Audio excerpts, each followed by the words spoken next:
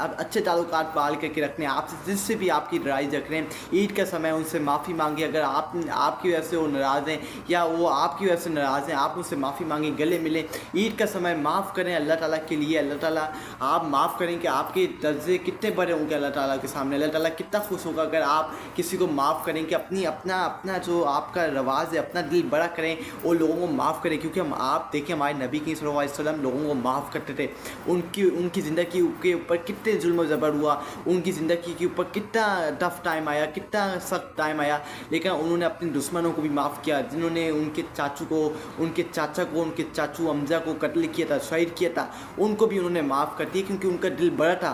अल्लाह ताला ने हमारे नबी की सल्लल्लाहु अलैहि वसल्लम को क्यों भेजा था? कि ये बताने के लिए, कि मुसलमानों को क्रॉस द वर्ल्ड बताने के लिए, कि ये बताने के लिए कि नबी की सल्लल्लाहु अलैहि वसल्लम ऐसे इंसान थे, उन जैसा कोई ना है ना कोई होगा उनसे ऐसा, ना कोई उन जैसा पैदा हो सकता है।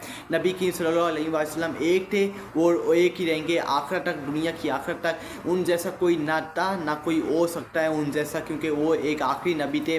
और हमारा ईमान भी यही है कि हम सिर्फ अल्लाह की इबादत करते हैं, और सिर्फ अल्लाह ताला का जो आखिरी रसूल है वो नबी करीम सल्लल्लाहु अलैहि वसल्लम है। उनके पास कोई रसूल नहीं आना, उनके पास कोई रसूल नहीं आना। नबी करीम सल्लल्लाहु अलैहि वसल्लम, नबी करीम सल्लल्लाहु अलैहि वसल्लम इस दुनिया के आखिरत तक आखिरी रसूल हैं।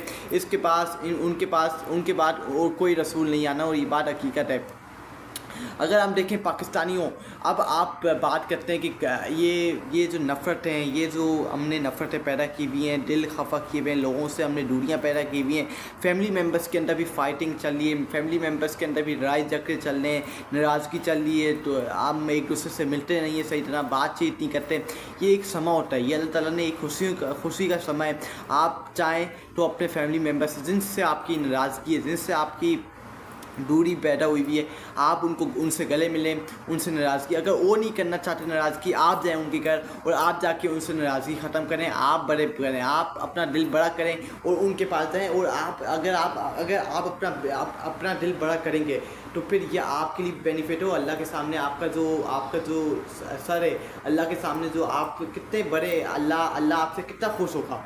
आपको अल्लाह को खुश करना ही, आपने अपने आप को खुश करना है। जब आप अल्लाह को खुश करेंगे तो फिर इसका मतलब आपकी आखिरत भी अच्छी होगी, आपकी ज़िंदगी में भी आप खुश रहेंगे, आपको हिम्मत और ज़रूर मिलता रहेगा। अगर आपने अल्लाह को खुश किया तो फिर इसका मतलब आपने दुनिया में सब कुछ हासिल कर लिया। अगर आपने अल्लाह ताला को खुश नहीं किया, अल्लाह की नाफरमानी की, तो ऐसे लोग देखें, हम भी ये नहीं है कि हम कोई गलतियाँ नहीं करते, हम भी गलतियाँ करते हैं, लेकिन हम उस गलती के बाद माफ़ी मांगनी चाहिए, अल्लाह ताला के सामने रुजू करना चाहिए। जिस तरह हम रमज़ान मुबारक के अंदर अल्लाह ताला की इबादत करते हैं, अल्लाह ताला के सामने झुकते हैं, अल्लाह ताला से माफ़िया मांगते हैं, 5 वक्त की नमाज़ पढ़ते हैं, सहरी करते हैं, अफ्तारी करते हैं, ये एक बात है।